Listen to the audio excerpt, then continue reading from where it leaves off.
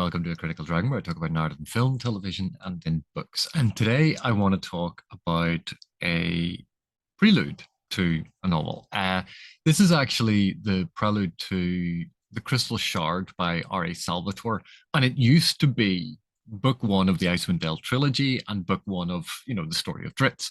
But over the years, the whole series developed, and a prequel trilogy was published, and it's now considered book four in the Drizzt saga, or the Icewind Dale saga. It's book four now, but it's The Crystal Shard by R.A. Salvatore, and this was the first book set in Icewind Dale, but it wasn't the first book in Forgotten Realms. That was Douglas Niles' Darkwalker on Moonshae. I can't remember if Douglas Niles had finished the entire Moonshae trilogy, but R.A. Salvatore was the second author to publish in the Forgotten Realms a story set on Faerun, that D&D setting. And so this was one of those books that came up during my PhD research. But the reason I want to talk about this prologue, the prelude to this novel, is a lot of the discussion I've had recently. I've been, discussing different things that authors are doing. And one of these things is focused on exposition, how information is being conveyed to the reader. And so, because this book was pitched at a slightly younger audience, and because that target audience was not expected to have the same level of understanding of literary techniques, it's a much more straightforward narrative. And I think it's actually useful to see, just because something is not using the most complex narrative techniques, it can still be very, very effective. And isolating these things, talking about a telling style rather than a showing style, is not necessarily a pejorative. It's not a negative.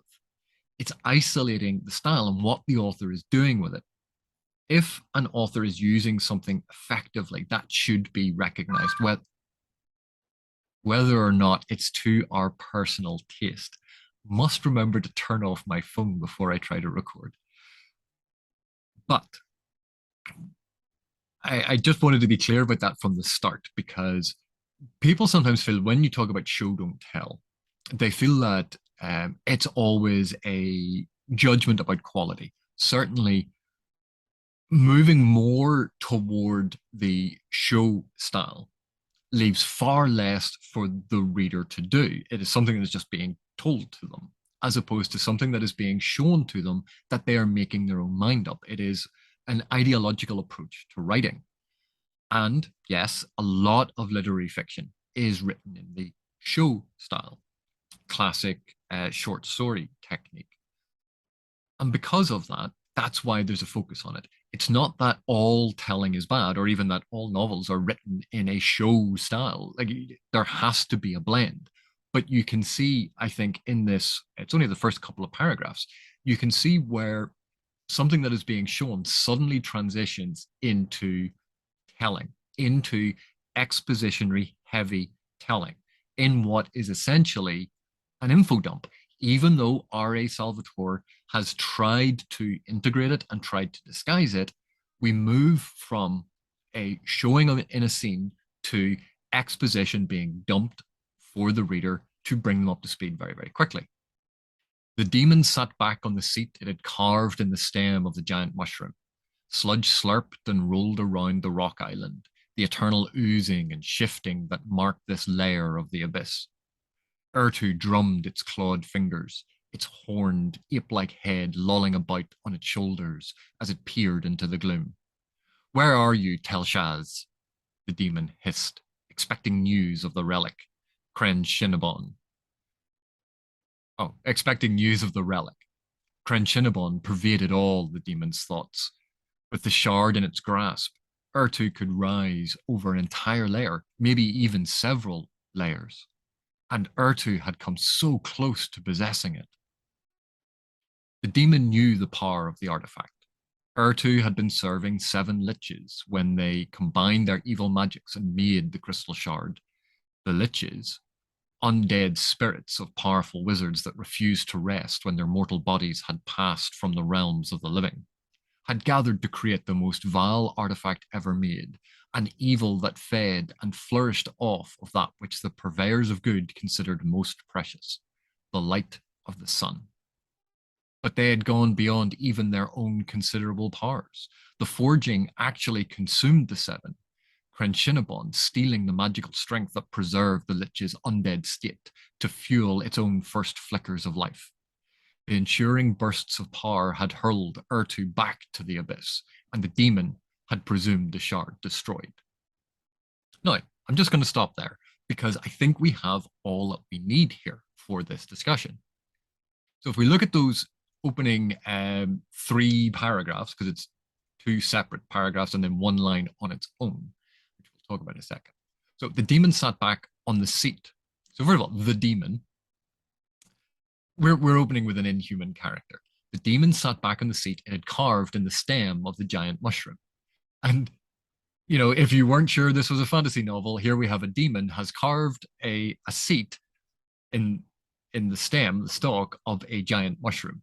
It's gone a bit fairy tale, but, you know, sludge slurped and rolled around the rock island, the eternal oozing and shifting that marked this layer of the abyss.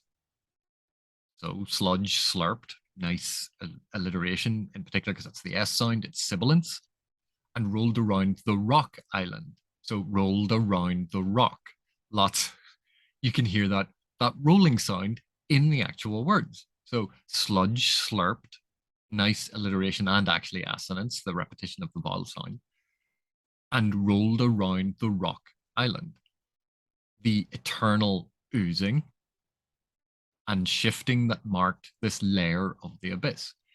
So in this, we have character is located, where they are sitting and what they are sitting on is located, sounds around them, the scenery around them, and it has been placed in a specific location, a layer of the abyss. This is capitalized. We're assuming it's some form of, if you've never read any of this stuff, you would assume some form of hell. So a demon sitting in hell, that's where we are. And it is very, very clear from the start, but you can see that use of alliteration and assonance, a lot of those repetitions to give you that sort of momentum in the sentences. And if you like that sort of thing, you're going to go, oh, that's good. If you don't like that sort of thing, you go, oh, purple. Ertu drummed its clawed fingers, its horned ape-like head lolling about on its shoulders as it peered into the gloom. So we get clawed fingers and horned ape-like head. Ertu, so the name of the demon, and then we get the demon described. And it's drumming its fingers and then lolling its head. So, you know, it gives you a sense of boredom, of waiting. And it's inhuman, and apparently demons can be bored too. Where are you, Telshaz? The demon hissed. Now, ordinarily, when authors use dialogue tags like hissed, some people object because they go, how do you hiss that? When, you know, it's a human mouth. And yet here, because Telshaz is, again, emphasizing those S and Z sounds, hissed works perfectly well for a very literal communication of this. But also, it's a demon, it's inhuman, and therefore this is conveying something of the tone and style of how it speaks. So, you know, this is perfectly fine. So where are you, Telshaz? The demon hissed, expecting news of the relic. So the demon, as we suspected, is waiting on something and is impatient. Crenshinabon, not to be confused with Cinnabon, which is what always goes through my mind when I read the real name of the crystal shard. But Crenshinabon pervaded all the demon's thoughts. How do we know this is the shard? Well, we have it's been called the relic, then it is named, and then it's with the shard in its grasp. So the name Crenshinabon is sandwiched between the description of the relic and the shard. So this, and it's called, the book's called The Crystal Shard. So we're pretty much in the second paragraph We've been told here's a demon in hell that is looking for the crystal shard, the subject of the title of the book. This demon is impatient and wants it. And this is going to be a driving factor. And that's how we're opening the first two paragraphs of this book. With the shard in its grasp, Ertu could rise over an entire layer, maybe even several layers. Now, if you look at this sentence on its own, you go, what do you mean rise over an entire layer? Well, what is going on here? And yet, if you look back at the end of the first paragraph, that marked this layer of the abyss. So this is a nice, again, ending the paragraph with something relating back to the end of the previous paragraph. And so there's a nice repetition in style there. That's what the layer is referring to, this layer of the abyss. And with this relic, this shard, this Cren Shinabon, the demon can rise maybe an entire layer, maybe even several layers. So rise, we get ascension. So we're getting, this is a powerful magical relic of some kind. All this transmitted in the first two paragraphs. Then we have this one paragraph on its own. And Ertu had come so close to possessing it! Exclamation mark. So not only is the sentence isolated, this is a paragraph made up of one sentence. The sentence is on its own. It is isolated and standing out to the reader. This is meant to be read as important. It starts with and. And as everyone knows, you hear that? And as everyone knows, you never start a sentence with and. Except we do. The formal rules of writing and the rules of what we have when it comes to fiction are not rules. They are guidelines that describe effects and good practices and bad practices. One of the things is try not to start sentences with and. So we make a rule, don't start a sentence with and. But you still can. No one, like the word police aren't going to come and arrest you. But it is a signal of linking this one sentence alone to the previous one. And Ertu had come so close to possessing it. So because it's possessing it, that linking of the and is actually quite important because it's following on from the discussion of the shard, of this relic, Cren Shinabon. Now, here is where we have gone from basically setting up a scene, showing us what is happening. Because while some things have been described to us, drummed its clawed fingers,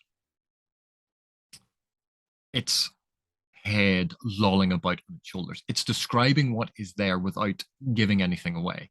And although Ertu is drumming its fingers, it hasn't said irritably or angrily or impatiently. Those words are not being added. We read that and we are being shown what is there and being asked as readers to interpret it, to get meaning from it, to understand what is being communicated. But let's look at these next two paragraphs. The demon knew the power of the artifact. Semicolon. Ertu had been serving, and now we go into, here is the backstory. I, as narrator, I'm going to lay out all of this backstory. I'm going to explain all of these things. This is not natural to Ertu's thoughts. What we've had up until now is Ertu sitting, and where are you, Telshaz? The demon hissed, expecting news of the relic.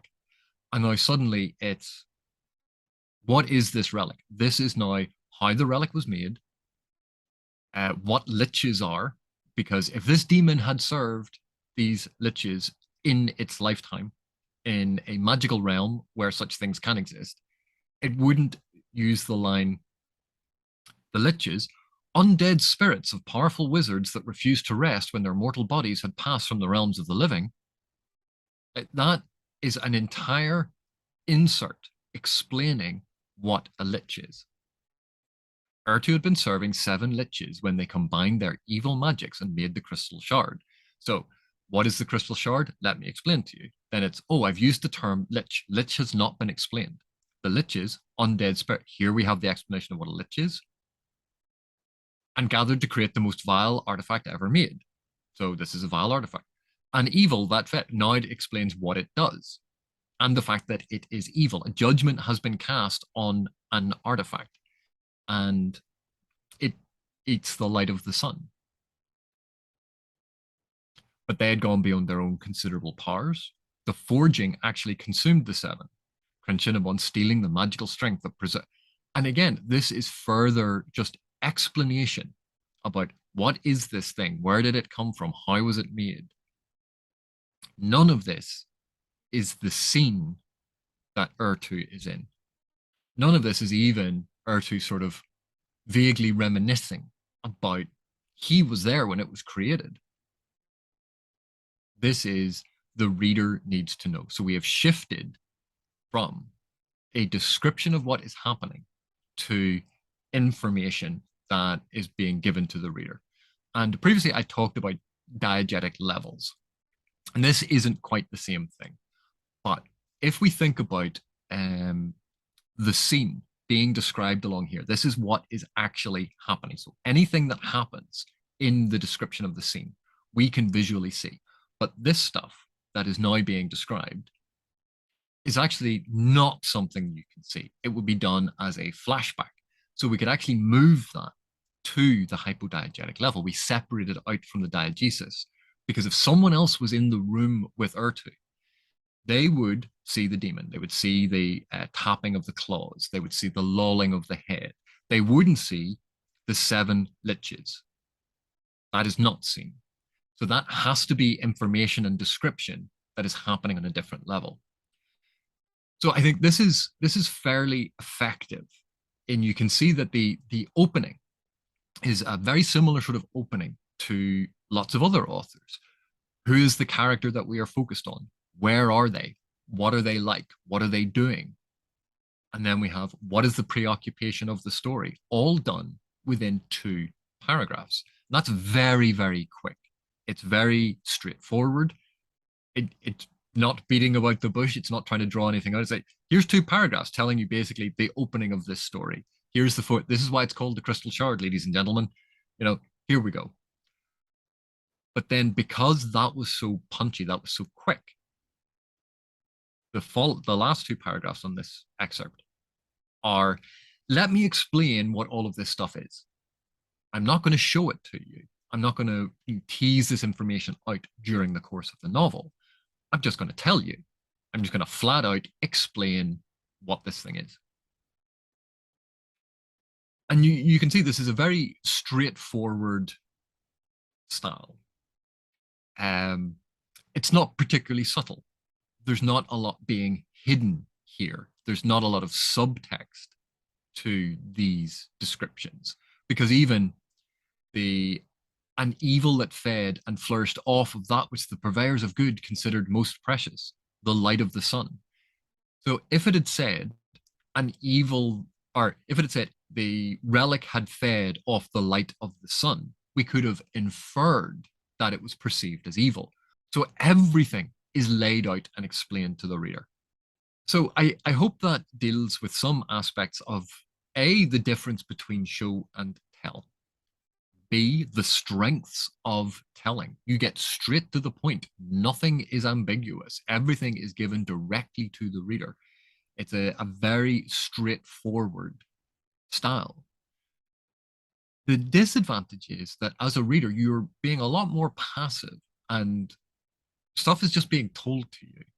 Instead of you trying to immerse yourself in the scene, you're now just getting information hurled at you.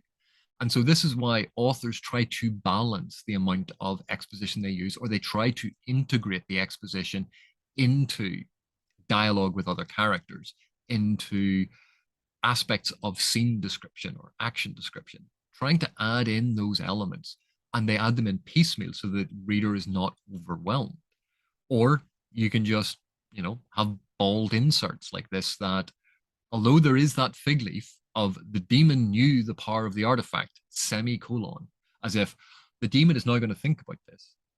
But let's face it, that's not what this is. This is a direct narratorial insert, an info dump, expositionary information being given directly to the reader. Thank you very much for watching. Thank you for your continued support, and I will see you in the next one.